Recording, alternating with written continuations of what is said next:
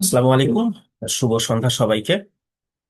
আমাদের আজকের এই ওরিয়েন্টেশন অ্যান্ড গাইডলাইন ডিসকাশন সেশনে সবাইকে স্বাগতম জানাচ্ছি। আমি ডাক্তার মোহাম্মদ রকিবুল ইসলাম। আমি মেন্টর হিসেবে স্পার্ক মেডিকেল একাডেমির সাথে এফসিপিএস ইএনটি মাস্টার ব্যাচে আপনাদের সাথে রয়েছি। আমি এমবিবিএস পাশ করেছি শেরেবাংলা মেডিকেল কলেজ বরিশাল থেকে, এবং জানুয়ারিতে গত জানুয়ারিতে হচ্ছে এফসিবিএস পার্ট 1 সম্পন্ন করলাম। আর এই বছর জুলাইতে হচ্ছে আপনার ডিএলও কমপ্লিট করেছি ঢাকা মেডিকেল কলেজ থেকে। তো আজকে আমাদের মেইনলি ডিসকাশনটা হবে টোটালি সিলেবাস ওরিয়েন্টেড এবং হচ্ছে গাইডলাইন নিয়ে। আপনারা কিভাবে আসলে সামনের যারা জুন মাসে পরীক্ষা দিবেন, জুনে পরীক্ষা, আপনারা জানেন ইতিমধ্যেই বিসিপিএস ঘোষণা দিয়েছে যে 2026-এর পরীক্ষা 2026-এর পরীক্ষা 2 সেশনে অনুষ্ঠিত হবে। যেটা জুলাইতে ছিল সেটা জুন মাসে অনুষ্ঠিত হবে, আর যেটা জানুয়ারিতে ছিল সেটা ডিসেম্বরে অনুষ্ঠিত হবে। তো এই হিসেবে সামনের যে এফসিপিএস পার্ট 1 পরীক্ষা সেটা কিন্তু আপনাদের জুন মাসে অনুষ্ঠিত হবে। এবং আমি যদি ধারণা করি, মানে যেটা আমি আর কি ক্যালকুলেশন করি, আপনাদের হাতে যারা এইবার জানুয়ারিতে পরীক্ষা দিবেন, তারা যদি জানুয়ারিতে পরীক্ষা দেন, তাহলে জানুয়ারিতে পরীক্ষা দেওয়ার পরে আপনি সময় পাবেন 4 মাস, 25 দিন, 25 দিন অথবা 4 মাস 20 দিন। 4 মাস, 5 মাস পুরোপুরি পাবেন না, পুরোপুরি 5 মাসও পাবেন না।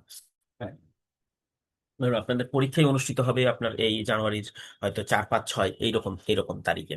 তো আবার ওই দিকে হচ্ছে আপনার হচ্ছে জুনের 2 তারিখে আপনাদের সম্ভাবনা পরীক্ষা হওয়ার, 2 তারিখে জুনের সম্ভাবনা হওয়ার ইএনটি পরীক্ষাটা 2 তারিখে। তো আমি ধরে নিলাম আপনার মোটামুটি হলেও 4 মাস 25 দিন আপনি পাবেন। ইএনটির সিলেবাসটা আসলে টোটালি আপনারা যারা সার্জারি ফ্যাকাল্টিতে পরীক্ষা দিবেন, সেই সার্জারি ফ্যাকাল্টির পরীক্ষার তুলনায় অন্যান্য সার্জারি ফ্যাকাল্টির যে সাবজেক্ট গুলো আছে, আপনার দেখা গেছে যে একই শুধুমাত্র বেইলি ল্যাব পড়ে আপনি অর্থোপেডিক্সেও দিচ্ছেন, বা অন্যান্য যে সাবজেক্ট গুলো দিচ্ছেন সেগুলোতে একই বই পড়েই আপনার হয়ে যাচ্ছে, একই বই সার্জারি ফ্যাকাল্টি। বাট ইএনটির প্রিপারেশনটা টোটালি আলাদা, কারণ ইএনটির পরীক্ষার কোশ্চেনটাই হয় টোটালি আলাদা, এবং এর প্রিপারেশনটাও একদম আলাদা। এবং আপনাকে উম, আহ, এই আমি যদি বলি যে 4 মাস 25 দিন, এই 4 মাস 25 দিনই আপনাকে খুব, মানে একদম ডেডিকেটেডলি আপনি হচ্ছে যদি চান যে একবারে পরীক্ষায় হচ্ছে আপনি উত্তীর্ণ হবেন, তাহলে আমি বলবো যে 4 মাস 25 দিনই আপনাকে একদম ডেডিকেটেডলি ইএনটির যে এফসিবিএস পার্ট 1-এর যে সিলেবাস আছে সেইটা রিলেটেড আপনাকে পড়াশোনা করতে হবে। এইখানে আসলে সময় কম বা সময় বেশি, বা আপনি সিলেবাস কাভারের যে বিষয়টা, এটা টোটালি আপনার উপরে ডিপেন্ড করবে যে আপনি কতটুকু এফোর্ট দিয়ে পড়াশোনা করতেছেন, কতটুকু সময় দিচ্ছেন আপনার সিলেবাসটাকে আত্মস্থ করার জন্য। আমরা কথা না বাড়িয়ে আমার মনে হয় আমরা একটু সিলেবাসের দিকে আলাপ আলোচনা করি, যে সিলেবাসটা আসলে ইএনটির সিলেবাসটা কেমন। আমি একটু শেয়ার করি আপনাদের। বিসিপিএস যেই সিলেবাসটা দিয়েছে সেই সিলেবাসটাই আমরা এখন হচ্ছে আলাপ আলোচনা করব। বিসিপিএস এই সিলেবাসটা দিচ্ছে আসলে 2022 সালে। এর আগে ইএনটিতে যারা পরীক্ষা দিয়েছে, আপনার কোনো ধরনের কোনো সিলেবাস বা মানে কোনো ধরনের কোনো সিলেবাস তেমন ছিল না, কোনো গাইডলাইনও ছিল না। যার ফলে আমাদের বড় ভাইরা যারা পাশ করে গেছেন আগে থাকতে এফসিএস পার্ট 1, তাদের সাধুবাদ জানাই, কারণ তারা আসলেই মানে অনেক কষ্ট করেই তারা পাশ করছেন। কিন্তু এরপরে বিসিপিএস এই সিলেবাসটা অ্যাডপ্ট করার কারণে মোটামুটি এখন এই সিলেবাসটাই স্যাররা ফলো করেন। এই যে সিলেবাসটা হচ্ছে এফসিপিএস অটোলারিঙ্গোলজি অ্যান্ড হেড নেক সার্জারিতে যে সিলেবাসটা বিসিপিএস একনলেজ করছে, সেই সিলেবাসটাই মোটামুটি স্যাররা পছন্দ করেন। এখন যেটা হয়েছে যে আপনারা জানেন যে আপনার যে জুলাই 2024-এর জানুয়ারি সেশন থেকে 2024-এর জানুয়ারি সেশন থেকে আপনারা জানেন যে আপনাদের পরীক্ষা কিন্তু হচ্ছে 3 দিনের যে পরীক্ষাটা ছিল এফসিবিএস পার্ট 1 পরীক্ষা, সেই এফসিবিএস পরীক্ষা পার্ট 1 পরীক্ষাটা এখন একদিনে সম্পন্ন হয়। অর্থাৎ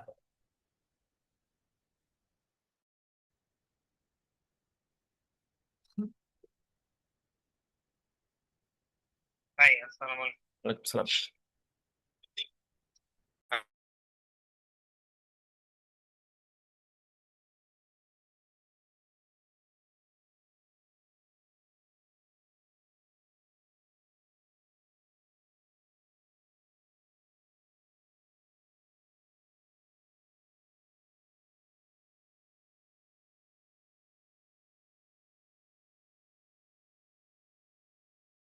আচ্ছা, আহ, আন্তরিকভাবে দুঃখিত, একটা কল আসছিল, কি ইম্পর্টেন্ট কল। তো যেটা আর কি আলোচনা করতেছিলাম, যে আগে যেটা ছিল, যে পরীক্ষাটা হতো 3 দিনে। 3 দিনে মানে আপনার সেগমেন্টাল প্রিপারেশন ছিল, যে আপনি অ্যানাটমিটা একদিনে, প্রথম দিন পেপার 1 ছিল solely অ্যানাটমির উপরে, পেপার 2 মানে physiology, basic physiology, ENT physiology, সাথে হচ্ছে আপনার বায়োস্ট্যাটিস্টিক্স, ফার্মাকোলজি, বা তারপর হচ্ছে আপনার মেটাবলিজম, বায়োকেমিস্ট্রি, এই সামগ্রিক ব্যাপারগুলো ছিল হচ্ছে পেপার 2-তে। এটা ছিল আপনার দ্বিতীয় দিন পরীক্ষা। আর পেপার 3 ছিল হচ্ছে আপনার মাইক্রোবায়োলজি, প্যাথোলজি, এবং হচ্ছে আমাদের ইএনটি ওরিয়েন্টেড প্যাথোলজি নিয়ে। এটা ছিল পেপার 3। কিন্তু এখন যেটা হচ্ছে 2024-এর জানুয়ারি থেকে আপনার পরীক্ষাটা হচ্ছে একদিনে, এবং পরীক্ষাটা হচ্ছে আপনার 4 ঘন্টায়। একদিনে আপনার 40 4 ঘন্টা। তার মানে আপনি একটা জিনিস চিন্তা করেন, আপনার যাবতীয় যত পড়াশোনা বা যাবতীয় যত নলেজ, সব কিছুর অ্যাপ্লাই করতে হবে, এক্সিকিউট করতে হবে ওই 4 ঘন্টায়। আপনি যা কিছুই পড়েন, এই 5 মাস বলেন বা 4 মাস 25 দিন বলেন, আমি যেটাই বললাম, বা যারা এখন থেকে পড়বেন তারা মোটামুটি হচ্ছে 5 মাস, 5 মাস 20 দিনের মতো পাবেন। তো যারা এই এই জন্য আমি বলি যে আপনি যত আগে শুরু করবেন তত আপনার জন্য সুবিধা, যত আগে শুরু করতে পারবেন। এক, দ্বিতীয় কথা হচ্ছে যে এক, আমি একটা কথা সব সময় বলি, সবার ক্ষেত্রে বলি, যে নলেজ কখনো হচ্ছে ফেলনা না।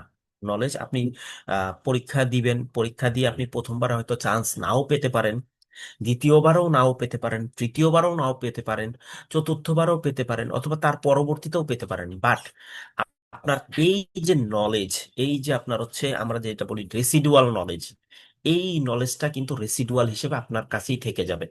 এইটা কিন্তু কখনোই অন্য কেউ কেড়ে নিতে পারবে না। তো এই জন্য আমি বলি যে আপনি যদি মনস্থির করেন যে না, আপনি ইএনটিতে এফসিপিএস পার্ট 1 পরীক্ষা দিবেন, আপনি জুন মাসেই দিবেন বা এই জানুয়ারিতেও দিবেন। জুন মাসে যদি দেন তাহলে তো খুবই ভালো, যে আপনি একটা টাইম ফ্রেম পাচ্ছেন পড়াশোনার। আর যদি জানুয়ারিতে দেন, হয়তো নিজের জাস্ট অভিজ্ঞতাটা যতটুকু পড়ছেন বা যেটুকু পড়ছেন সেটা কাজে লাগার জন্য পরীক্ষা দিতে পারেন।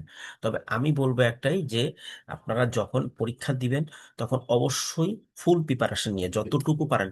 আসলে ফুল প্রিপারেশন বলতে কখনোই কিন্তু ওইভাবে ফুল প্রিপারেশন নেওয়া হয় না। কারণ আমি যেবার পাশ করছি তখন আমার মনে হয়েছে আমি যদি আরেকটু ভালো প্রিপারেশন নিতে পারতাম। তার মানে প্রিপারেশন সবসময় মনে হবে যে আপনার হচ্ছে আর আরেকটু মনে বা সময় পেলে আরেকটু পড়তে পারতাম আরেকটু। আসলে কিন্তু না, পরীক্ষাটা দিতে হবে আপনাকে টোটালি রেসিডুয়াল নলেজে। টোটালি রেসিডুয়াল, আপনি যত রেসিডুয়াল নলেজ গ্যাদার করতে পারবেন, আপনার রেসিডুয়াল নলেজকে এনরিচ করতে পারবেন, তত ইফেক্টিভ ভাবে আপনি আপনার পরীক্ষাটাকে এক্সিকিউট করতে পারবেন। আচ্ছা, এইবার আমি একটু শুরুতেই আপনাদের অটোল্যারিঙ্গোলজির সিলেবাসটাতে চলে যাই। আমি যদি সিলেবাসটা একটু আলাপ আলোচনা করি, দেখেন, আমাদের এফসিবিএস পার্ট 1-এর অ্যানাটমি, পেপার 1 হচ্ছে আপনার solely অ্যানাটমি। এই অ্যানাটমির মধ্যে আসলে কি কি আছে? এই অ্যানাটমির মধ্যে আছে অ্যানাটমি, এমব্রায়োলজি, হিস্টোপ্যাথোলজি, মানে হিস্টোলজি, অ্যানাটমি, এমব্রায়োলজি, হিস্টোলজি। ঠিক আছে? টোটাল একদম বেসিক যে স্ট্রাকচার থেকে শুরু করে একদম আমাদের ইএনটির anatomy, histology, embryology, neuroanatomy, basic যেই জিনিসগুলো, এইগুলোই হচ্ছে আপনার পেপার 1-এর মধ্যে আছে। যেমন আপনি যখন প্রিপারেশন নেবেন পেপার ওয়ানের প্রিপারেশনের ব্যাপারে আমি একটু পরে কথা বলতে চাচ্ছি, কারণ আমার সাথে আমার কো মেন্টর হিসেবে আছে ডক্টর জুবায়ের। সেও আমার সাথে একইভাবে হচ্ছে আপনার জুলাইতে ডিএলও কমপ্লিট করছে ঢাকা মেডিকেল কলেজ থেকে। এবং একইভাবে হচ্ছে আমরা দুইজনই একসাথে গত 25শে জানুয়ারিতে দুজন এফসিবিএস পার্ট 1 সম্পন্ন করছি। তো আমি আসলে অ্যানাটমিটা নিয়ে এখন আলাপ আলোচনা করতে চাচ্ছি না, বা জুবাইর একটু পরেই জয়েন করবে। তো অ্যানাটমির পার্টটা ওই আপনাদের সাথে আলাপ আলোচনা করবে। আমি একটু জাস্ট হচ্ছে ফিজিওলজির পার্টটা নিয়ে আলাপ আলোচনা করি, মানে পেপার 3-র পার্টটা নিয়ে। পেপার 3-তে, সরি, পেপার 2।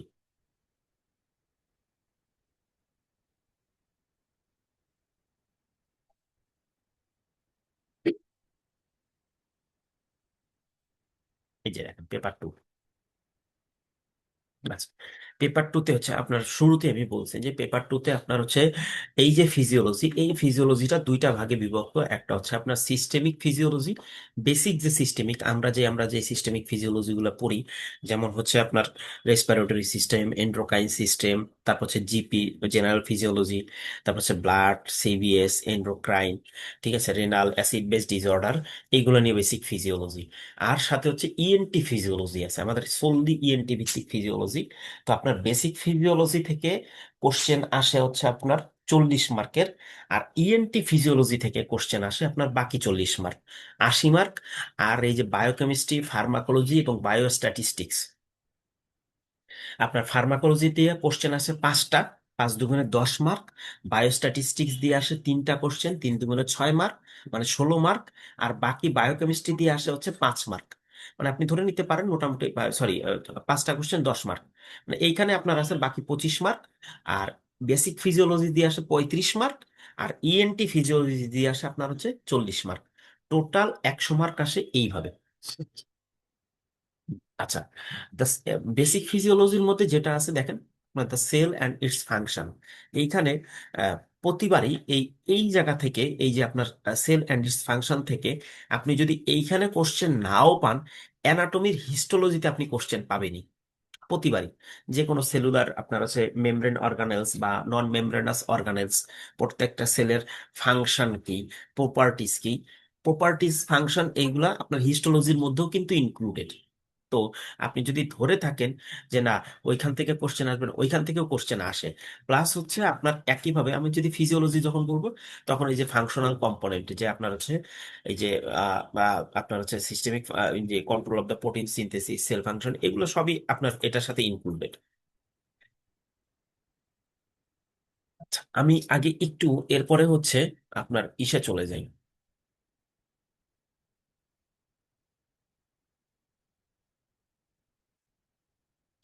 আচ্ছা, আমি একটু মার্ক ডিস্ট্রিবিউশনে যাই, কারণ ফিজিওলজির যে ব্যাপারটা, ফিজিওলজি আমি সব সময় বলি যে হচ্ছে আপনি ধরেন নর্মালি আমরা কি করি, যে আপনি যখন বাজার করতে যাবেন, আপনি কি কখনো কাছের বাজারটা রেখে কি আপনি দূরের বাজারে যাবেন? কখনোই কিন্তু না। হ্যাঁ, দূরের বাজারে হয়তো অনেক ভালো কিছু থাকতে পারে, অনেক সময় ভালো কিছু পাওয়া যায়, সেটা আমরা অকেশনাল, যদি আমরা সময় পাই তখন যাব। এছাড়া কিন্তু আমি দূরের বাজারে নর্মালি বাজার করতে যেতে চাই না। এই এই মানে পরামর্শটা এই কারণেই দেওয়া, আপনি যখন প্রিপারেশন নেওয়া শুরু করবেন, প্রিপারেশনটা নিবেন কিভাবে? প্রিপারেশনটা নিবেন এইভাবে যে আপনার যেই সিস্টেমটা আগে পড়লে আপনার অল্প অল্প খরচ বলতে অল্প মেধায়, মানে অল্প টাইমের মধ্যে আপনার বেশি মার্কের আপনি প্রিপারেশন নিয়ে ফেলতে পারবেন, তাই না? এইভাবে যখন আপনি আগাবেন, তখন হচ্ছে আপনার পড়াটা খুব বেশি হচ্ছে সলিড হবে, আপনার পড়াটা অনেক বেশি স্ট্রং হবে, বেসটাই স্ট্রং হয়ে যাবে। যেমন আমি যদি বলি, এখানে দেখেন number of distribution, number of question, physiology থেকে আসে 30 মার্ক।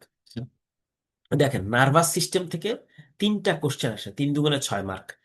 এন্ড্রোকাইন থেকে 3টা কোশ্চেন, 3 দুগুণে 6 মার্ক। আবার এই দিকে রেসপিরেটরি থেকে 3টা কোশ্চেন, 3 দুগুণে 6 মার্ক। আমি সবচেয়ে যেটা বলবো যে আপনারা যখন পড়বেন, পড়ার সময় আগে এন্ড্রোকাইন, এই যে এন্ড্রোকাইন মেটাবলিজম, রেসপিরেটরি এবং নার্ভাস সিস্টেম, এই 3টা সিস্টেম আগে পড়বেন। কারণ এই 3টা সিস্টেমে মার্ক বেশি, এবং এই 3টা সিস্টেমের লিঙ্কডিও বেশি, মানে শর্ট, মানে আপনার হচ্ছে পড়ার ম্যাটেরিয়ালস, ম্যাটেরিয়ালসটাও গুছাইতে হয় এই 3টা সিস্টেমে। এরপরে যেটা হচ্ছে যে আপনারা দেখেন এই যে কার্ডিওভাস্কুলার সিস্টেমে 2টা কোশ্চেন আসে, ডাইজেস্টিভ এবং হেপাটোবিলিয়ারি সিস্টেম 2টা কোশ্চেন আসে। এবং সবচেয়ে মজার ব্যাপার হচ্ছে ডাইজেস্টিভ এবং হেপাটোবিলিয়ারিতে যেটা হয় যে হচ্ছে 2টা কোশ্চেন যে আসে, এবং এই 2টা কোশ্চেন আপনার ম্যাক্সিমাম টাইমে হচ্ছে রড্ডি থেকে দেয়, রড্ডি থেকে, আপনার জিআইটি ফিজিওলজি, যে ম্যাক্সিমাম কোশ্চেনটাই রড্ডি থেকে দেয়। তারপর হচ্ছে হেমোপয়েটিক সিস্টেম, অর্থাৎ হচ্ছে ব্লাডের যে সিস্টেমটা, এটা 2টা কোশ্চেন। কিডনি আর নিউরিনারি সিস্টেম 2টা কোশ্চেন। দেখেন বায়োকেমিস্ট্রি থেকে হচ্ছে 5টা কোশ্চেন, মানে 10 মার্ক। ফার্মাকোলজি থেকে 5টা কোশ্চেন, মানে হচ্ছে 10 মার্ক। আর বায়োস্ট্যাটিক্স থেকে 3টা কোশ্চেন, মানে হচ্ছে 6 মার্ক। এই টোটাল হচ্ছে আপনার 30মার্কের, মানে সরি, 30টা কোশ্চেন, 60 মার্কের প্রিপারেশন। আর বাকি যে 20টা কোশ্চেন, আমি যে 20টা কোশ্চেন টোটালি হচ্ছে আমাদের ইএনটির বেসিক ফিজিওলজি, বা আপনার হচ্ছে আমাদের যে ইএনটির যে ফিজিওলজি, সেই ইএনটি ফিজিওলজি নিয়ে। এখন আমি যখন হচ্ছে এই ফিজিওলজি পড়ার একটা সিস্টেম, আমি অলরেডি আমাদের স্পার্ক মেডিকেল একাডেমিতে আমি অলরেডি একটা পোস্ট দিছি। আপনারা যারা এই ওরিয়েন্টেশন ক্লাসটা পরবর্তীতে রেকর্ডেড হিসেবে শুনবেন বা জানবেন, আমি যেই সিস্টেমটা সবসময় ফলো করতাম, মানে ফিজিওলজি পড়ার কিছু সিস্টেম আছে, যেমন এই সিস্টেমটা আমি আমি ফলো করছি। আমি অনেক বেশি হচ্ছে, আমার কাছে মনে হয়েছে যে না, আমার পড়াটা মোটামুটি কনক্রিট লেভেলের পড়াশোনা মানে প্রিপারেশন হয়েছে। কারণ আমি যে সিস্টেমটা করতাম, যেটা করতাম আর কি, সেটা হচ্ছে মনে করেন যে আপনি নার্ভাস সিস্টেম পড়লেন। ধরেন আপনি নার্ভাস সিস্টেম পড়লেন, নার্ভাস সিস্টেমের আমি কি করতাম, আমার একটা শীট আছে। আমার শীটটা মোটামুটি অনেক বেশি এনরিচড। আপনারা যারা শীট পড়েন তারা শীট পড়বেন, যারা আপনাদের এমবিবিএস লেভেলের গাইড আছে যেগুলো পড়ছেন ওইটা পড়বেন। যদি পারেন তাহলে আপনার ভীষণ ফিজিওলজি আছে, ভীষণ ফিজিওলজি পড়বেন। যদি সময় অনেক বেশি অনেক বেশি থাকে, মনে করেন যে না আমি একটু ভাস্টলি পড়বো শুরুতেই, তারা জ্ঞানন পড়তে পারেন, গাইটন পড়তে পারেন, আপনাদের নিজেদের ইচ্ছা। এটা আপনি টোটালি আপনার ইচ্ছা, আপনি কি লেভেলের, শুরু থেকে কি লেভেলে স্টার্ট করবেন। ঠিক আছে? তবে এমন ভাবেও শুরু করাটা উচিত না যে একটা সিস্টেম পড়তে আপনার 10 দিন সময় লেগে গেছে, তাহলে কিন্তু আপনি বাকি সিস্টেমগুলো পড়ার টাইম পাবেন না। টাইমটাকে সেগমেন্টাল ডিস্ট্রিবিউশন করতে হবে। তারপরে কি করবেন, মনে করেন আপনি নার্ভাস সিস্টেম পড়লেন, আপনি গাইড পড়লেন, বা যে কোনো একটা কিছু পড়লেন, পড়ার পরে এটাকে একটা আত্মস্থ করতে হবে, মোটামুটি ভালো লেভেলের একটু আত্মস্থ করে নিতে হবে। এরপরে আপনি চলে যাবেন জ্ঞানন বইয়ের 26 বলেন, সামনে 27th এডিশন আসবে। জ্ঞানন বইয়ের পিছনে দেখবেন যে প্রত্যেক চ্যাপ্টারের শেষে 6 থেকে 7টা বা 8টা কোশ্চেন থাকে। প্রত্যেক চ্যাপ্টারের শেষে আপনার কাজ হবে ওই 7 থেকে 8টা কোশ্চেন পুরোপুরি মুখস্থ করা। অন্তত কোশ্চেন মুখস্থ না করতে পারলেও অ্যান্সার মুখস্থ করে ফেলা। মানে এমন ভাবে পড়তে হবে যাতে আপনি মনে করেন পরীক্ষার হলে কোশ্চেন আসলে এটা জ্ঞান থেকে আসছে, এটা আমি পারবো। মানে আপনি কোশ্চেন পরীক্ষার হলের বা কিছু জিনিস হচ্ছে আপনাকে চালাকি করতে হবে। আপনি সব যদি ভার্সলি পড়তে যান এত সময় পাবেন না। তো যেটা হচ্ছে যে আপনি একদম শর্টকাট যেটা, এটা হচ্ছে সবচেয়ে শর্টকাট, এর চেয়ে আর শর্টকাট নাই। আমি একটা কথা বলি বারবার, যে there is no shortcut to FCPS. এইটাই হচ্ছে শর্টকাট, এর চেয়ে আর শর্টকাট নাই। যে আপনি জ্ঞাননের পিছনে যে কোশ্চেনগুলো আছে, কোশ্চেনগুলো একদম ঝাড়া মুখস্থ অথবা আত্মস্থ করে ফেলবেন, যে কোশ্চেন যেন পরীক্ষার হলে আসলে আপনি দেখলেই বুঝতে পারেন যে এই কোশ্চেনটা জ্ঞানন থেকেই আসছে। এক, দ্বিতীয় কথা হচ্ছে যে এইটা আপনার এই যে গ্যাননের কোশ্চেন আমাদের খুব সম্ভবত মনে হয় 2022-এর জানুয়ারিতে, আমি তখন পরীক্ষা দিইনি, আমাদের এক সিনিয়র আপু আপু পরীক্ষা দিয়েছিলেন। আপু বলছিলেন, উনি উনি দুর্ভাগ্যবশত ওই সময় ওই যে যেহেতু 3টা পেপারের পরীক্ষা ছিল, তো একটা পেপারে 64 পয়েন্ট, পেপার 2-তে 64.8 পাইছিলেন। মানে পয়েন্ট 2 এর কারণে, জাস্ট একটা স্টেম ভুল হওয়ার কারণে ওনার পাঠানটা হয়নি। তো আপু বলছিলেন যে ওইবার জ্ঞানন থেকে 5টা কোশ্চেন পিছনের থেকে, এই যে পিছনের মানে যে কোশ্চেন গুলো থাকে 5টা কোশ্চেন ফিজিওলজির। কেন ইমাজিন যে 30টা কোশ্চেনের মধ্যে আপনি 5টা কোশ্চেন, 5 দুগুণে 10 মার্ক, 10 মার্ক আপনার হচ্ছে জ্ঞানন থেকে দিছে। তো এই জন্য বললাম যে এই কোশ্চেন গুলো, এবং আমি যেবার পাশ করছি গতবারও 2টা কোশ্চেন দিছে। আমি যেবার পাশ করছি গতবারও 2টা কোশ্চেন দিছে। তো এই জন্য বলবো আপনি যদি এখন থেকে এই প্রশ্নগুলা যদি পড়ে আত্মস্থ করতে পারেন, মানে মুখস্থ করে ফেলতে পারেন, তাহলে তো খুবই ভালো। থার্ডলি যেটা করবেন সেটা হচ্ছে আপনাকে রড ডি নিয়ে বসতে হবে। রড ডি নিয়ে, রডডির নার্ভাস সিস্টেমে, আমি যেটা বলি নার্ভাস সিস্টেম পড়তে গেলে মাস্ট আপনার রডডি পড়াই লাগবে। আপনি যদি রডডি না পড়ে যতই শীট, যতই জ্ঞানন গাইটন আপনি যাই পড়ে যান না কেন, আপনি পরীক্ষার হলে ভুগবেন, অ্যান্সার দিতে ভুগবেন, যদি আপনি রডডি না পড়ে যান। নার্ভাস সিস্টেমের স্পেশাল সেন্স এবং হচ্ছে নিউরোমাস্কুলার, যেই নিউরোমাস্কুলার ফিজিওলজি, এই 2টা চ্যাপ্টার, স্পেশাল সেন্স রড্ডির, রড্ডির special sense and neuromuscular physiology, এই 2টা চ্যাপ্টার আপনি যদি না পড়ে যান, আপনি এই নার্ভাস সিস্টেমে ভুগবেন। এবং সাথে আমার এই যে ইএনটি, যেই হচ্ছে physiology, ENT basic, ENT physiology basic, 20টা কোশ্চেন এইখানেও আপনি ভুগবেন। এই জন্য আমি আপনাদেরকে বলবো, আপনারা যারা ফিজিওলজির প্রিপারেশন নেবেন, তাদের প্রথম পরামর্শ হচ্ছে আপনারা প্রথমেই যেই বইটা বা যে গাইডটা বা যে শীটটা পড়েন সেটা আত্মস্থ করে ফেলবেন। এরপরে চলে যাবেন জ্ঞাননের শেষের কোশ্চেন একদম পুরো মুখস্থ করে ফেলতে হবে। আর রড্ডির কোশ্চেন সলভ করবেন আপনি বুঝে বুঝে, পড়ে পড়ে, পাশে লিখে লিখে সলভ করবেন। এবং দেখবেন যে আমি স্পার্ক মেডিকেল একাডেমিতে একটা পোস্টও দিছি যে আমি কোন লেভেলে হচ্ছে যখন প্রিপারেশন নিছি, তখন তখন কোন লেভেলে পড়াশোনা করে সেগুলো হচ্ছে আত্মস্থ করার ট্রাই করছি।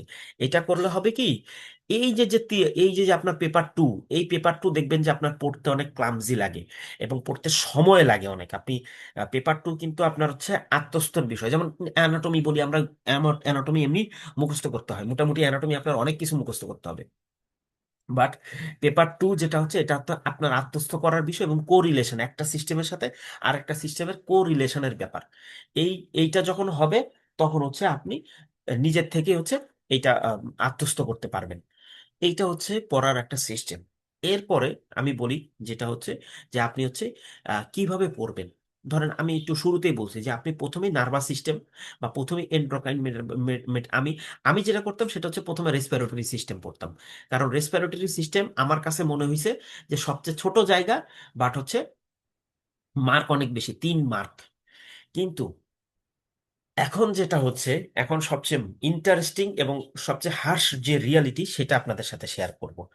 গত আহ, দুই দুই দুইটা সেশন যাবত, 2 থেকে 3টা সেশন যাবত স্যাররা একদম এমবিবিএস লেভেলে হচ্ছে আপনার প্রশ্ন করে। এমবিবিএস লেভেলে কিরকম, আপনি যখন হচ্ছে আইটেম কার্ড, যেগুলো পরীক্ষা মানে পরীক্ষা দেওয়ার সময় আইটেম কার্ড হচ্ছে ক্লিয়ার করার সময় দেখবেন যে যেই পড়াশোনাটা যেই লেভেলে করা লাগছে, ফিজিওলজির কোশ্চেনগুলো ওই রকম ভাবে করে।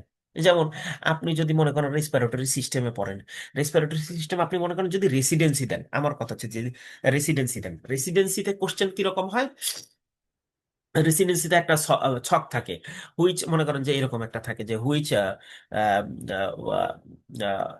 এটা কি বলবো, ওই যে আপনার সারফেক্টেন্ট যদি বলি, সারফেক্টেন্ট আপনার হচ্ছে ব্লাডে সিক্রেশন হয়, লাংসে অ্যাবজর্পশন হয় এবং লাংসে কাজ করে, এরকম একটা কোশ্চেন থাকে যে না কোনটা অ্যাবজর্ব ইন দ্য ব্লাড, কোনটা এরকম এরকম একটা ছক আছে। ওই ছক থেকে কোশ্চেন করে, ঠিক আছে।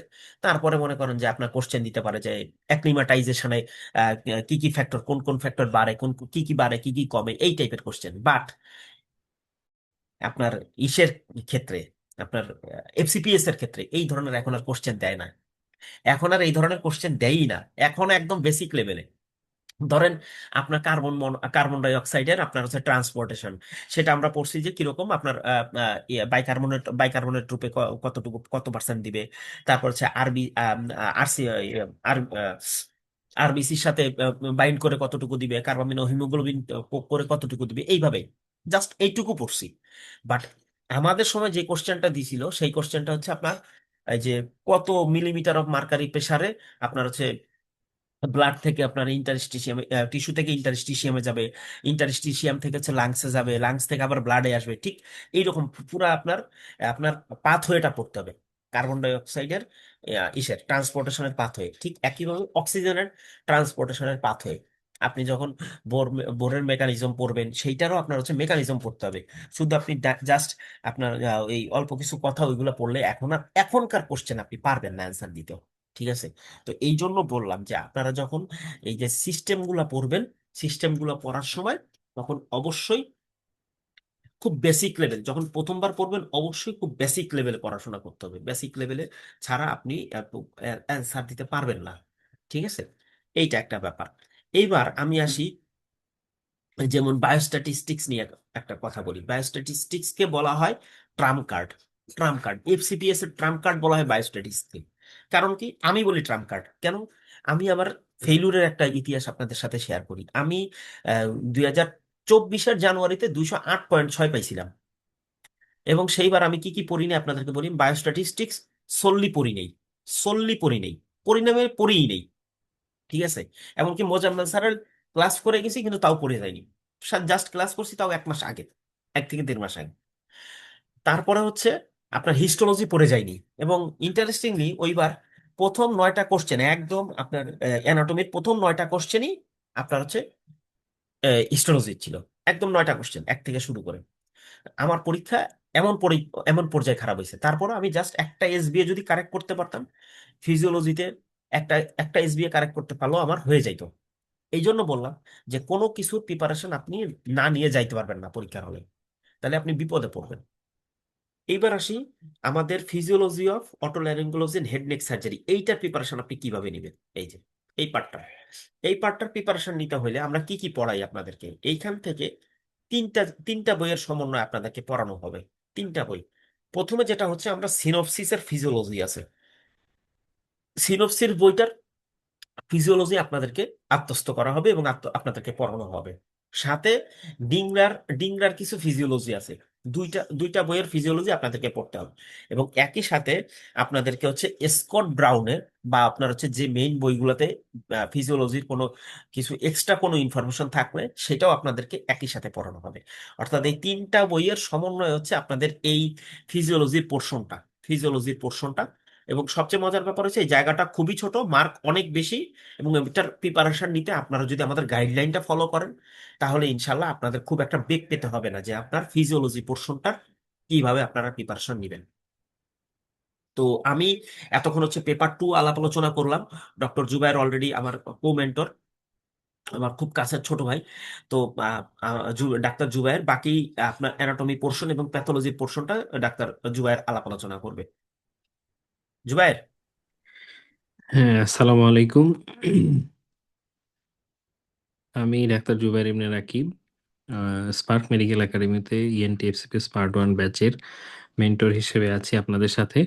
আহ, আজকে অলরেডি অনেক কিছু আলোচনা করেছেন। এখন আমরা সেকেন্ড পেপারের সবকিছু বলে ফেলেছেন। এখন আমরা পেপার 1 নিয়ে একটু কথা বলি। পেপার 1-এর যেহেতু ওরিয়েন্টেশন ক্লাস, আমরা খুব বেশি কথা না বলে আসলে জাস্ট আপনাদেরকে একটু ধারণা দেওয়া প্রত্যেকটা বিষয়ে, যে কোন জায়গা থেকে কেমন কি আমরা কিভাবে পড়াবো। আসলে ধারণা দেওয়া বলতে কি, যে আমরা ক্লাস কিভাবে প্ল্যান করছি, spark medical academy FCS part 1 ব্যাচের প্ল্যান কি, আমরা কিভাবে ক্লাস নিতে চাচ্ছি, বা আমাদের একটা ধারণা দেওয়া যে এই এফসিএস পার্ট 1 পাস করতে গেলে আমাদেরকে কোন কোন জায়গা থেকে বেশি গুরুত্ব দিতে হবে। সব জায়গাকেই গুরুত্ব দিতে হবে, কিন্তু কিছু জায়গা আছে যে জায়গাগুলোতে অল্প পরিশ্রম করে আহ, ভালো মার্কস পাওয়া যায়। এবং আলটিমেট যেটা বিষয়, যে পাস না করলে কেউ দেখবে না যে আপনি আপনার এফোর্ট কতটুকু ছিল। পাস করলে আলহামদুলিল্লাহ সবাই বলবে না, অনেক এফোর্ট দিয়েছে। যাই হোক, এখন যেটা বলছিলাম যে এখানে পেপার 1-এর ক্ষেত্রে দেখেন, অ্যানাটমি যেটা আমরা ইএনটি রিলেটেড যে অ্যানাটমি আছে, এখানে সবই ENT related. But embryology, histology, surface anatomy, surface অ্যানাটমির যে পোর্শন, এখানে 10টা কোশ্চেন। এইটা আসলে বেসিক একেবারে, যেটা আমরা পড়ি হিস্টোলজির থেকে এটা পড়তে হবে। Basic structure, cells, tissue, lymphatic system, এইগুলা থেকে প্রশ্নটা আসে। এবং দেখা যায় যে এই যে এখানে 5 5 10 এবং টোটাল 20টা প্রশ্ন। এই 20টা প্রশ্নের মধ্যে আপনার দেখা যায় যে উম, আসলে সবসময় যে মার্কস ডিস্ট্রিবিউশন এরকমই থাকে তা না। তবে আপনার এর মধ্যে এমব্রায়োলজি বা ডেভেলপমেন্টাল অ্যানাটমি যেটা, এখান থেকে আপনি ক্লাস, যেখানে এখান থেকে আমরা যেভাবে ক্লাস নিব আর কি। এমব্রায়োলজিটা আগে যেটা হতো, যে যে কোনো যে কোনো জায়গা থেকে আমরা আর্চ, পাউচ বা ক্লেফট, এইটা আমরা পড়তাম। যেহেতু এখানে ব্রাঙ্কিয়াল আর্টস থেকে আমাদের ইএনটি রিলেটেড যেইগুলো অর্গানগুলো বা যার ডেভেলপমেন্টগুলো হয়, সেহেতু এমব্রায়োলজির এই জায়গাটা, এখান থেকে প্রশ্ন বেশি আসতো। কিন্তু এখন দেখা যাচ্ছে যে শুধু এটা না, এর সাথে ইএনটি রিলেটেড যে অর্গানগুলো আছে এইগুলোর ডেভেলপমেন্ট আমাদেরকে অবশ্যই ল্যাংম্যানের থেকে পড়তে হবে। তার সাথে ধিংরা থেকে পড়তে হবে। ধিংরাতে যে এমব্রায়োলজিটা আছে, এটা তো অবশ্যই পড়তে হবে। সিনপসিসের কিছু অংশ পড়তে হবে। এই জন্য আমাদের অ্যানাটমির ক্লাস, আমরা যে টপিক্সটা পড়াবো, আমাদের অ্যানাটমিটা আমরা দত্ত থেকে পড়বো।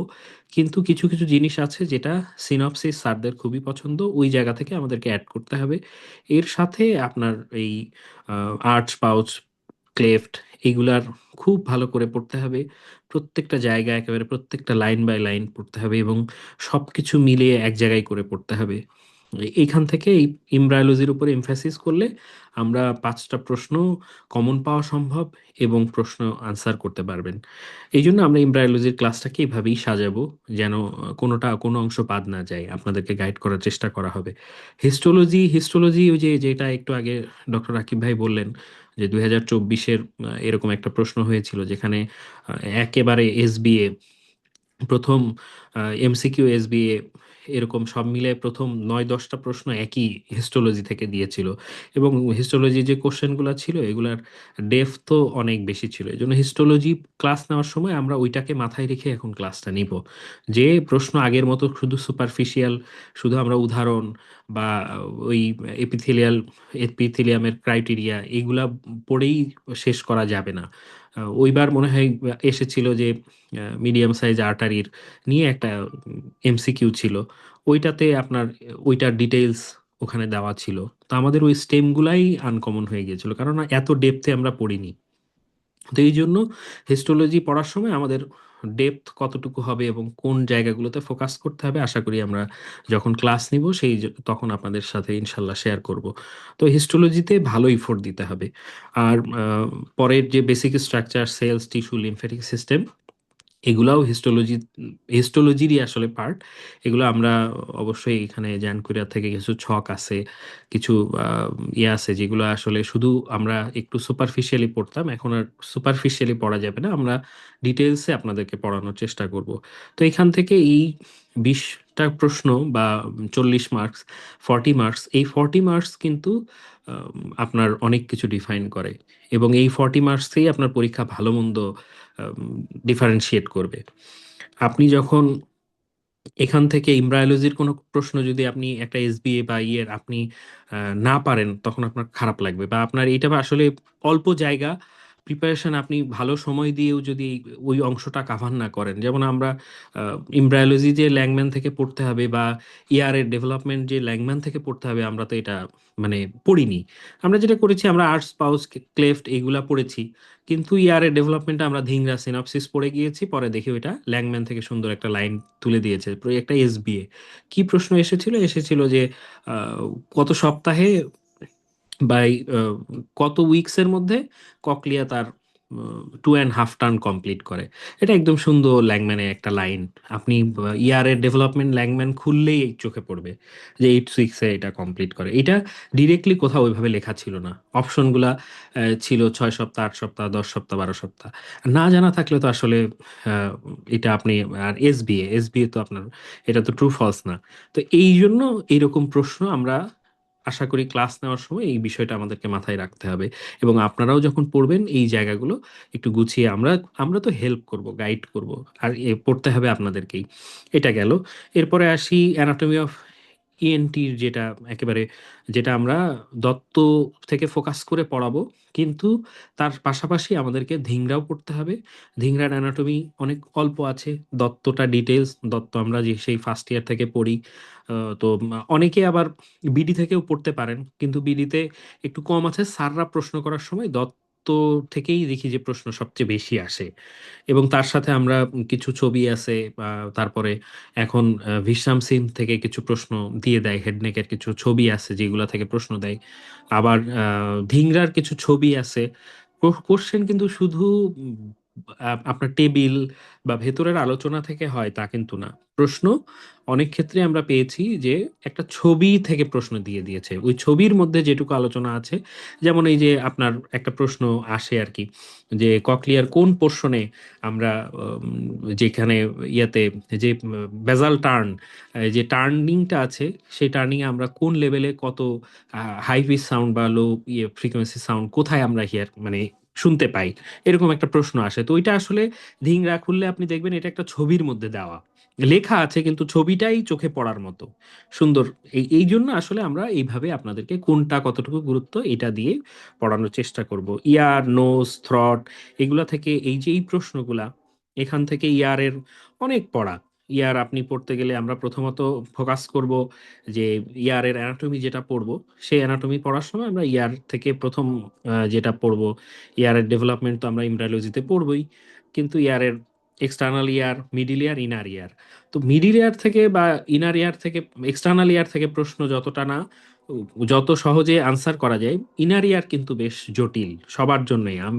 আমরা ইএনটির তারপরে আমাদের কাছে কঠিন লাগে। কঠিন লাগে বলতে কি, আসলে অ্যানাটমি তো ভিজুয়ালাইজেশন, আমরা মনে করি অ্যানাটমি হচ্ছে ছবি। অ্যানাটমি আপনাকে ছবি দিয়ে মনে রাখতে হবে। এই জন্য আপনি যত ভালো ভিজুয়ালাইজেশন আপনার ব্রেনের মধ্যে সেট করতে পারবেন, আপনার আনসার করতে তত সুবিধা হবে। এখন ইয়ার, নোজ, ইয়ার এর অ্যানাটমিটা আমরা পড়ানোর সময় মেইন ফোকাস রাখবো। দত্ত থেকে তো অবশ্যই পড়বো। আরেকটা কথা, যে ইয়ার এর ফিজিওলজি, যেটা একটু আগে ভাই বললেন, ইয়ার এর একটা চ্যাপ্টার আছে, ফিজিওলজির একটা পোর্শন আছে। তারপরে ওইটা আবার দত্ততে খুব সুন্দর দেওয়া আছে। ওইখান থেকে এর সাথে ফেসিয়াল নার্ভের রিলেশন আছে, ফেসিয়াল নার্ভের কিছু পড়া আছে। এটা আবার দত্ত থেকে খুব ভালো করে পড়তে হবে। আবার এই পোর্শনটা ইয়ারের কিছু কিছু কোশ্চেন আছে, যেটা আবার আপনাকে সিনাপসিস থেকে কিছু জিনিস আছে, যেটা কোথাও একরকম লেখা আছে, সিনপসিসে লেখা আছে অন্যরকম। যে মিডিল ইয়ারের অ্যান্টিরিয়র ওয়ালে ওখানে মেইনলি কয়টা ইয়া থাকে, ওপেনিং থাকে। ওপেনিং থাকে অন্যান্য বইয়ে সব জায়গায় দুইটা লেখা আছে, কিন্তু আপনি সিনপসিসে দেখবেন চারটা। তো যাই হোক, এটা আমরা যখন ক্লাস নিব আলোচনা করব। এই জন্য এইগুলো একটু এক্সেপশনটা মাথায় রাখতে হবে আমাদেরকে। কোশ্চেন পড়ার সময়ই কোশ্চেন এবং কোশ্চেনের স্টেমই বলে দিবে যে এই প্রশ্নটা স্যাররা কোথা থেকে করেছেন। একবার 2023-এর জুলাইয়ে যে প্রশ্নটা, তখন 3 পেপারে পরীক্ষা হতো, ওই সময় প্রশ্ন দিয়েছিল, ওইটা হচ্ছে নোজ প্যারানাজাল সাইনাসের প্রশ্ন।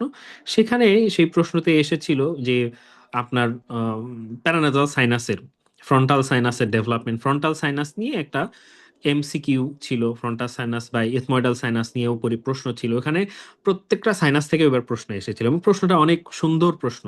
আমাদেরই আসলে পড়ার ঘাটতি ছিল আমি মনে করি। তো ওই প্রশ্নতে দেখা গেল যে ওইবার আপনার প্রশ্নগুলা পুরোটাই, আমি কি করেছি, আমি দত্ত থেকে পড়েছি প্লাস ধিংরা পড়েছি। আমি সিনপসিস তখন ওইবার অত ভালো করে অ্যানাটমিটা পড়িনি, ফিজিওলজিটা পড়েছি।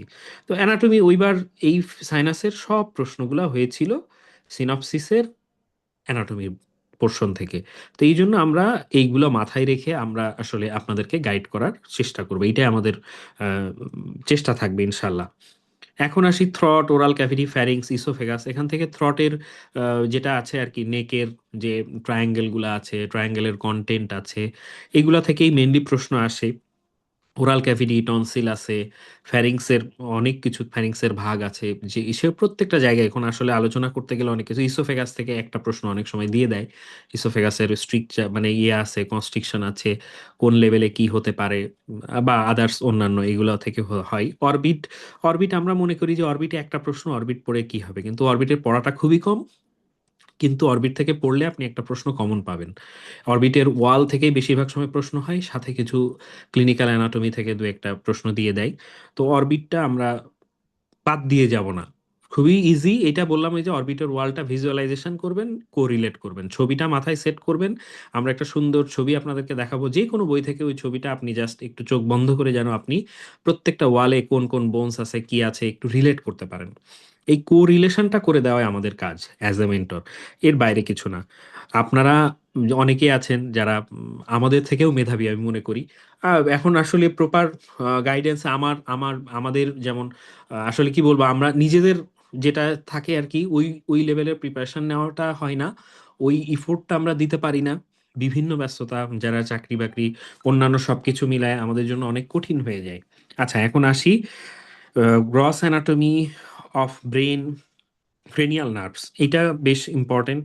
এখান থেকে আমরা নিউরো অ্যানাটমি, সোজা কথা এটা নিউরো অ্যানাটমি। তো নিউরো অ্যানাটমি নার্ভাস সিস্টেমের সাথে কোরিলেট করে আমরা নিউরো অ্যানাটমি এবং নার্ভ সম্বন্ধে আপনাদেরকে ডিটেলস একটা ধারণা দিব। আর gross anatomy of thorax, thorax থেকে পড়ার সময়, থোরাক্সে আসলে পড়া খুবই কম, একটা প্রশ্ন আসে। তবে বেশিরভাগ সময় দেখা যায় প্রশ্নটা ডায়াফ্রামের ওপেনিং থেকে আসতে পারে, এখানে থোরাসিক ডাক্ট আছে সেগুলো থেকে আসতে পারে। থোরাক্সের আরো কিছু জিনিস আছে, এই ডিটেলসটা আবার এই সিলেবাসেই যেভাবে আলোচনা করা আছে আমরা ওইভাবে এর ভেতরে ডিটেলস দেওয়া আছে।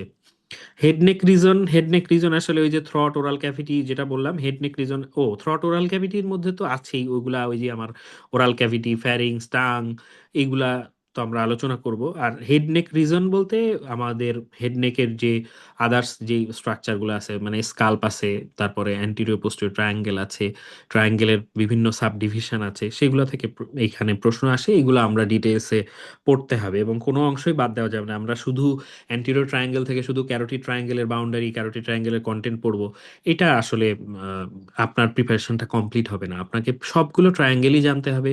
সব সবকিছুই, এই যে বললাম, ক্যারোটিড শীথ, ক্যারোটিড শীথের কন্টেন্ট, ক্যারোটিড শীথে আসলে কোন লেভেলে কিভাবে কতটুকু পর্যন্ত এক্সটেনশন, সবই আমরা ডিটেইলসে পড়বো।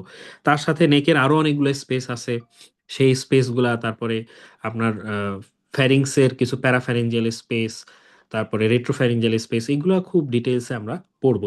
এর সাথে তো থার্ড পেপারে রিলেশন করেই পড়তে হবে, থার্ড পেপারও আমরা পড়বো। তো এখান থেকে আসলে গ্রসলি বলতে গেলে অ্যানাটমি এইখানে 3 পেপারের মধ্যে আমার কাছে মনে হয় যে আমাদের জন্য, বা আমাদের জন্য বলতে বোঝাচ্ছি সবার কথা, যারা আমরা প্রিপারেশন শুরু করতে যাচ্ছি তাদের জন্য এই অ্যানাটমি প্রিপারেশন নেওয়াটা একটু ইজি হয় কম্পারেটিভলি, আমি মনে করি। আর ক্লিনিক্যাল যেটা আছে, যদি কোরিলেট করতে পারি আমরা অ্যানাটমি আগে ভালো মতো যদি পড়ে ফেলি, এর সাথে কোরিলেট করে ডিজিজগুলোকে একটু পড়ি, তাহলে আমাদের থার্ড পেপারের প্রিপারেশন নিতেও সহজ হবে। তো আমার মনে হয় পেপার ওয়ান নিয়ে আসলে আর যেহেতু ওরিয়েন্টেশন ক্লাস, বেশি কথা না বলাই ভালো।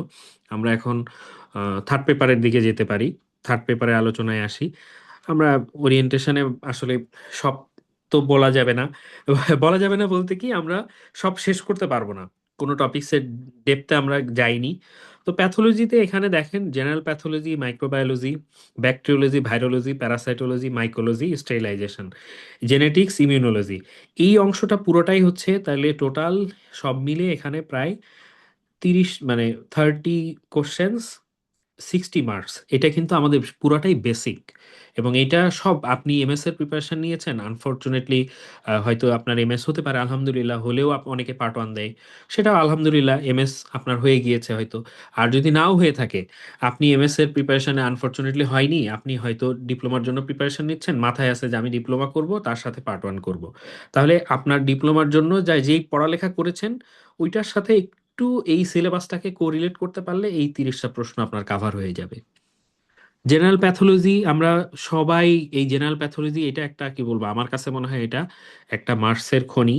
15, মানে 15 কোশ্চেন, 30 মার্কস, চাইলে এখান থেকেই সবচেয়ে ভালো অ্যান্সার করা যায়। এবং এই জেনারেল প্যাথোলজির এইটাই বেসিক, এটা কোনো চেঞ্জ করার সুযোগ নাই। এইটা আপনার ঘুরে ফিরে সব ওই সেল ইনজুরি, তারপরে ইনফ্লামেশন, ইনফ্লামেটরি মিডিয়েটরস, এইগুলা থেকেই ঘুরে ফিরে প্রশ্ন আসে। উদাহরণ, ওই আপনি যাই করেন না কেন, আপনার ওই হোয়াইট ইনফ্রাক্টের এক্সাম্পল, এইগুলাই আসে। এবং এই প্রশ্নটা মানে একেবারে গতানুগতিক ধারায় এই প্রশ্নগুলো আসে, এর মধ্যে বেশিরভাগ প্রশ্ন। এই জন্য জেনারেল প্যাথোলজির এই পোর্শনটা আমাদের জন্য সবচেয়ে ভালো মার্কস পাওয়া যায়, এবং এটাকে একটু ফোকাস করলে এখান থেকে ভালো মার্কস ক্যারি করা যায়। এর মধ্যে অনেক কিছু আছে, কিন্তু এই পোর্শনটাতে আমরা ভালো মতো ফোকাস করব। মাইক্রোবায়োলজি, মাইক্রোবায়োলজিতে 10টা প্রশ্ন। মাইক্রোবায়োলজিটা একটু আপনার এখানে আসলে মাইক্রোবায়োলজির মধ্যে ভাগ আছে, যে ব্যাকটেরিওলজি, ভাইরোলজি, প্যারাসাইটোলজি। দেখেন, ব্যাকটেরিওলজি থেকে শুধু যে জেনারেল ব্যাকটেরিওলজি থেকে আপনি জেনারেল ব্যাকটেরিওলজি ক্লাসিফিকেশন পড়লেন, এক্সাম্পল পড়লেন, অনেক প্রশ্ন। যখন আমরা এমএস বা ডিপ্লোমার জন্য পড়াশোনা করি তখন কিন্তু ডিটেইলসে পড়ি, এত ডিটেইলসেই পড়তে হবে। তার সাথে আমাদের কিছু জিনিস মাথায় রাখতে হবে, যেমন ইএনটি রিলেটেড কোন ব্যাকটেরিয়াগুলো আসলে, আমরা সিস্টেমিক ব্যাকটেরিওলজি যখন পড়বো তখন কোন ব্যাকটেরিয়াগুলোর উপরে ফোকাস বেশি করব। এখন আমরা ইএনটি প্রিপারেশন নিচ্ছি, আমি সিউডোমোনাস পড়লাম না। আমি ইএনটি প্রিপারেশন নিচ্ছি, আমি স্টেফাইলককাস পড়লাম না। এখন আপনার সিউডোমোনাস হচ্ছে মোস্ট কমন অর্গানিজম অনেকগুলা ডিজিজের, স্টেফাইলককাস অরিয়াস অনেকগুলা ডিজিজের most common organism, beta haemolytic streptococcus ENT related অনেকগুলা ডিজিজের মোস্ট কমন অর্গানিজম, যেটা আমরা কমনলি এই ডিজিজগুলোতে পাই, ইএনটি রিলেটেড ডিজিজে। তাহলে আপনার এই সিস্টেমিক ব্যাকটেরিওলজি প্রিপারেশনের শুরুতেই আপনি, আমি যে কয়েকটা নাম বললাম জাস্ট ফর এক্সাম্পল, এখান থেকে আপনাকে অবশ্যই পড়তে হবে এবং এখান থেকে প্রশ্ন আসবে। এর সাথে আমাকে, এর মধ্যে আবার টিবি পড়তে হবে, তার সাথে আমাদেরকে সিফিলিস পড়তে হবে, এর সাথে কিছু অ্যাটিপিক্যাল মাইক্রোব্যাকটেরিয়া আছে, সেখান থেকে পড়তে হবে। হ্যাঁ, তো এই যে জায়গাগুলো আমরা তখন ডিটেলসে ইনশাল্লাহ আপনাদের সাথে শেয়ার করব। এবং ইএনটিতে পরীক্ষা বা ইএনটির সাথে সম্পৃক্ত থাকার কারণে আমাদের যেটুকু অভিজ্ঞতা হয়েছে, এই অভিজ্ঞতা থেকে আপনাদেরকে যতটুকু গাইড করা যায় ইনশাল্লাহ আমরা প্রপারলি গাইড করার চেষ্টা করব। ভাইরোলজি, ভাইরোলজি থেকে বলতে গেলে আমাদের আহ, যে ভাইরাসের প্রথমে আমরা পড়ব যে ক্লাসিফিকেশন। ভাইরোলজির শুরুটা সব জায়গায় সেম, এর সাথে কিছু ভাইরাস যেগুলো আসলে আমাদের জন্য একটু বেশি ইম্পর্টেন্ট, এফস্টিন বার ভাইরাস আছে, এর সাথে আপনার সাইটোমেগালো ভাইরাস, এইগুলা যেগুলা কি যেই ডিজিজ যেই ভাইরাসগুলো দিয়ে আমাদের ইএনটি রিলেটেড ডিজিজগুলো হয়, নাজোফ্যারিঞ্জিয়াল অ্যাঞ্জিওফাইব্রোমা বা সরি নাজোফ্যারিঞ্জিয়াল কার্সিনোমা, নাজোফ্যারিঞ্জিয়াল কার্সিনোমা আপনাকে এর সাথে এফস্টিন বার ভাইরাস রিলেটেড। এ আবার সাইটোমেগালো ভাইরাস দিয়ে দেখা যায় যে আপনার ডেফনেস ডেভেলপ করে। তারপরে কনজেনিটাল রুবেলা সাথে রিলেটেড ইয়ারের কিছু ইয়ে আছে। তো এই জায়গায় আমাদের এই জন্য সাইটোমেগালো ভাইরাস, রুবেলা, তার সাথে আপনার এইগুলো আমাদেরকে পড়তে হবে। এপস্টিন বার ভাইরাস বা herpes family, herpes family, herpes zoster oticus, herpes, তা হারপিস স্যারদের মাথায় আসবেই, হারপিস স্যারদের ভালো লাগবে। এই জন্য আমাদের ভাইরোলজি বেসিকটা সেম, কিন্তু যখন আমরা সিস্টেমিক পড়বো বা যেই ডিজিজগুলো পড়া শুরু করবো বা কোন ভাইরাসের উপরে ফোকাস করব, এই জন্য আমাদের মাথায় এই জিনিসগুলো রাখতে হবে যে এই ভাইরাসটা আমরা পড়বো, তারপরে অন্য কিছু। এখন আসি প্যারাসাইটোলজি। প্যারাসাইটোলজি থেকে আগে, এখন প্যারাসাইটোলজি থেকে গত সেশনে যেমন প্রশ্নতে প্যারাসাইটোলজি থেকে মনে হয় 3-4টা প্রশ্ন দিয়ে দিয়েছে। এখন সব সময় যে আপনার এই সিলেবাসকে ফলো করবে, স্যারদের মাথায় থাকবে, বিষয়টা এরকম না। এটা আসলে ডিপেন্ড করে যে প্রশ্ন মডারেটর, যেসব স্যারেরা, সিনিয়র স্যারেরা মডারেশন করেন, এইসব স্যারদের অনেক সময় দেখা যায় যে মডারেশনের সময় প্রপারলি এই স্ট্রিক্টলি এটা মেনটেন করা যায় না। বাট প্যারাসাইটোলজি থেকে আগে শুধুমাত্র প্যারাসাইটোলজি আমরা মনে করতাম যে রাইনোস্পোরিডিয়াস পড়লেই আমাদের প্যারাসাইটোলজি পড়া শেষ, ইএনটি রিলেটেড না। প্যারাসাইটোলজি থেকে আপনার বেসিকটাও পড়তে হবে, যেটা এমএস বা ডিপ্লোমা পড়ার সময় আপনারা পড়েন। এর সাথে আমাদের প্যারাসাইট রিলেটেড যে ডিজিজগুলো আছে সেটাও মাথায় রাখতে হবে।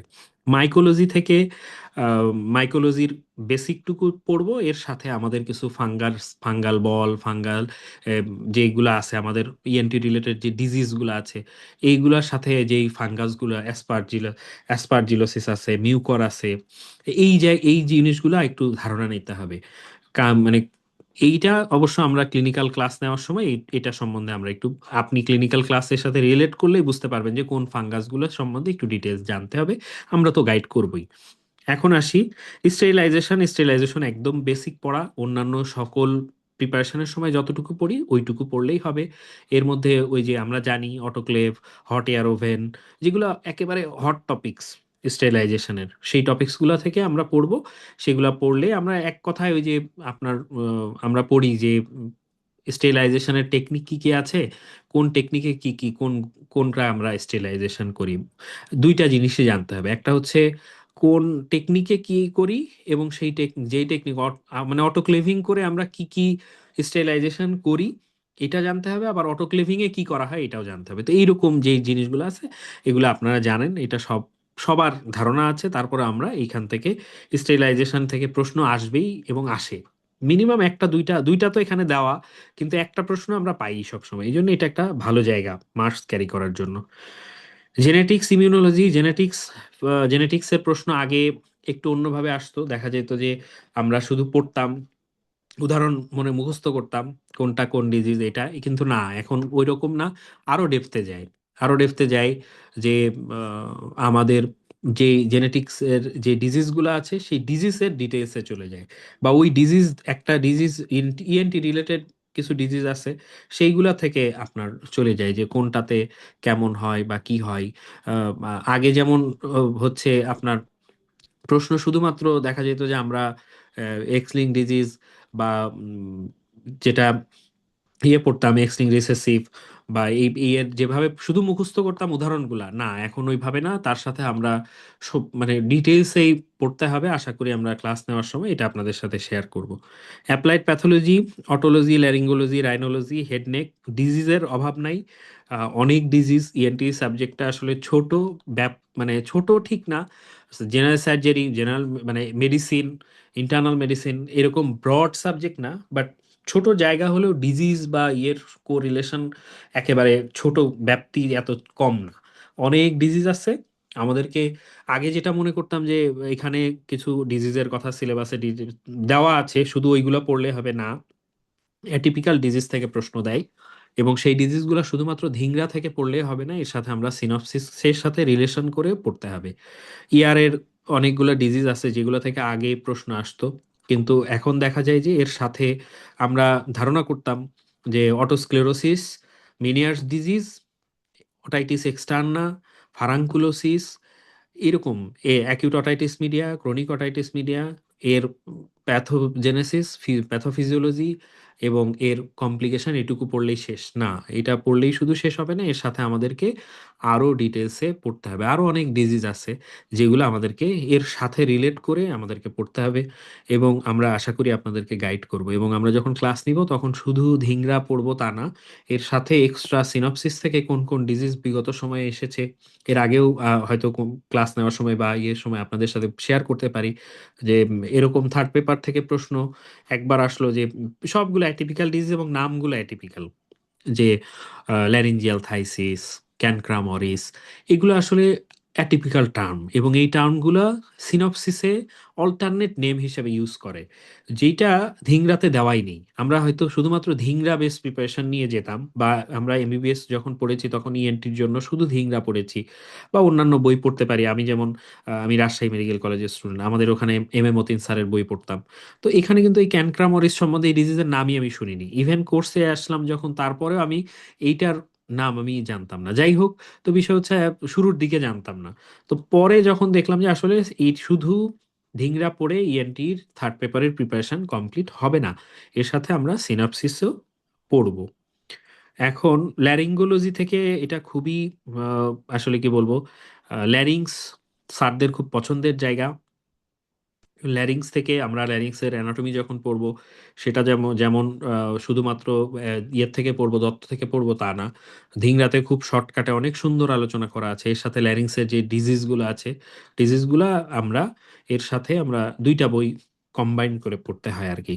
রাইনোলজি থেকে আগে যেটা হতো যে কিছু ডিজিজ ছিল খুব কমন কমন ডিজিজ, যে অ্যাট্রফিক রাইনাইটিস থেকে একটা প্রশ্ন দিত। না, এখন আর ওইরকম না, এখন অ্যাটিপিক্যাল প্রশ্ন আসে।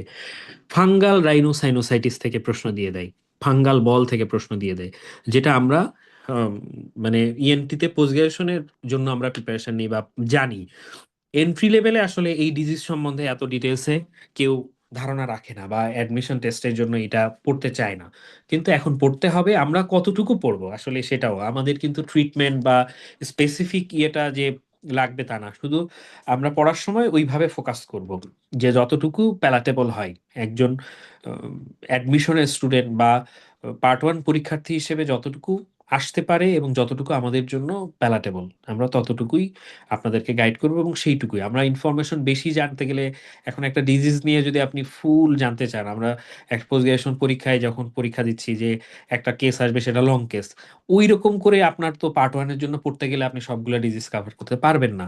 অ্যাজ এ হোল একটা প্রশ্ন আসলে, একটা এসবিএ বা এমসিকিউ আসলে, ওই ডিজিজ থেকে কি কি দিতে পারে, সেই স্টেমগুলা কিভাবে হতে পারে, আগের প্রশ্ন অনুযায়ী আমরা পড়ানোর সময় এইভাবে আপনাদেরকে গাইড করার চেষ্টা করবো ইনশাল্লাহ। এখন হেডনেক রাইনোলজি, হেডনেকের অনেক প্রশ্ন আছে। হেডনেক থেকে ডিজিজের তো শেষ নাই, থাইরয়েড আছে হেডনেকের।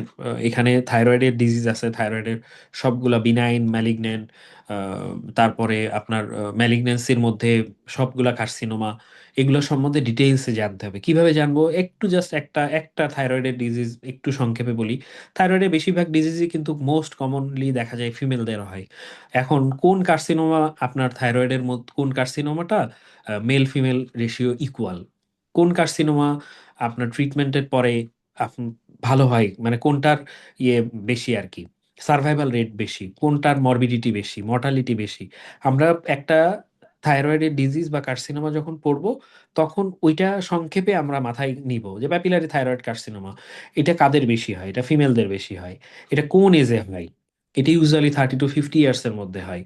এই প্যাপিলারি থাইরয়েড কার্সিনোমার ট্রিটমেন্ট কি করব, প্যাপিলারি থাইরয়েড কার্সিনোমা পরবর্তীতে পেশেন্ট ট্রিটমেন্টের পরে রেডিওয়াইডের অ্যাবলাশনে, মানে কি ট্রিটমেন্ট, কোনটা আমরা মোস্ট কমনলি কি ট্রিটমেন্ট করি, তার পরবর্তীতে পেশেন্টের কি করতে হয়, এরকম ভাবে আমরা পড়ার চেষ্টা করব। একটা প্যাপিলারি থাইরয়েড কার্সিনোমা আমরা একটা পেশেন্টের সিনারিও দিয়ে দিতে পারে যে 70 years old are 60 years old female, তার হচ্ছে থাইরয়েডে একটা একটা সোয়েলিং নিয়ে আসছে, তার সাথে তার এই লিম্ফ নোড আছে বা এরকম কিছু ফিচার্স দিয়ে দিল, তখন আপনার মাথায় কেন এটা প্যাপিলারি না বা মেডুলারি না, এই ডিফারেন্সিয়েশনটা আশা করি আপনাদেরকে ক্লাস নেওয়ার সময় আমরা বুঝিয়ে দিব, বা কিভাবে পড়তে হবে বা কতটুকু পড়তে হবে, এইটা আমরা আপনাদেরকে ইনশাল্লাহ গাইড করব।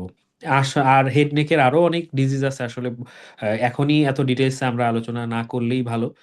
তবে আশা করছি আমাদের স্বল্প অভিজ্ঞতা, আমরা যে অনেক জেনে গেছি বা বুঝে গেছি বিষয়টা এরকম না। জাস্ট আমরা যে ওয়েতে একটা কম্প্যাক্ট প্রিপারেশন অল্প সময়ের মধ্যে সব, এখন আসলে এই অ্যাডমিশন টেস্টের যে বিষয়টা, সমস্যা কি হয়, একটা সময় দেখেন আমরা যখন স্টুডেন্ট ছিলাম তখন এত ব্যস্ততা এত কিছু ছিল না।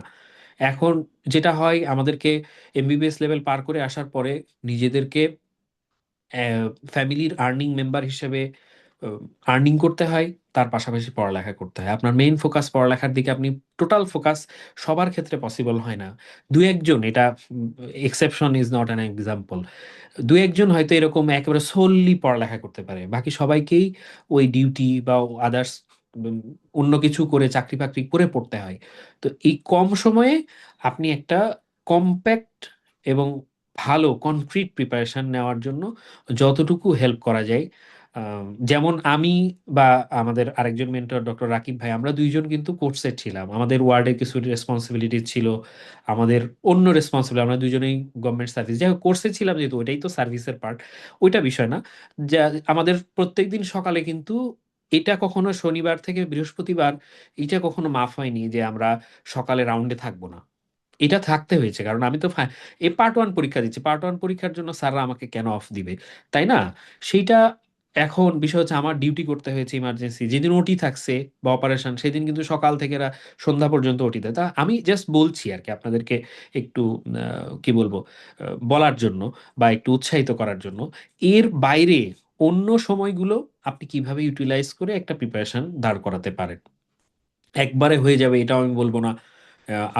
আপনি যদি প্রপারলি চেষ্টা করেন, 6 মাস একেবারে A to Z আপনি আমাদের সাথে লেগে থাকেন, আপনি নিজে চেষ্টা করেন, সবচেয়ে বড় যেটা কথা, সবচেয়ে বড় কথা এবং সব মানে শেষ কথা আর কি, আল্লাহ সহায় হন বা সৃষ্টিকর্তা আপনার আমার প্রতি সহায় হন, তখন আমাদের জন্য এটা সহজ হয়।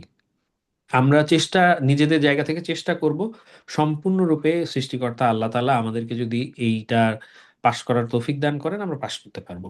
যাই হোক, আমি আর কথা বলবো না, আমি আপনাদের কাছ থেকে বিদায় নিচ্ছি। আজকে ওরিয়েন্টেশনে যারা আমাদের সাথে ছিলেন বা পরবর্তীতে যারা এটা রেকর্ডেড ভিডিও দেখবেন, সবাইকে স্পার্ক মেডিকেল একাডেমিতে যুক্ত হওয়ার আহ্বান রইল। আশা করি এই জার্নিটা স্মুথ হবে, আমরা আপনাদেরকে প্রপারলি গাইড করতে পারবো। কতটা ভালো করতে পারবো এটা জানি না, এটা সম্পূর্ণরূপে আল্লাহ তাআলার উপরে। আপনারা চেষ্টা করবেন, আমরা গাইড করব, ইনশাল্লাহ আল্লাহ চাইলে আমরা সফল হব। সবাইকে ধন্যবাদ, আসসালামু আলাইকুম।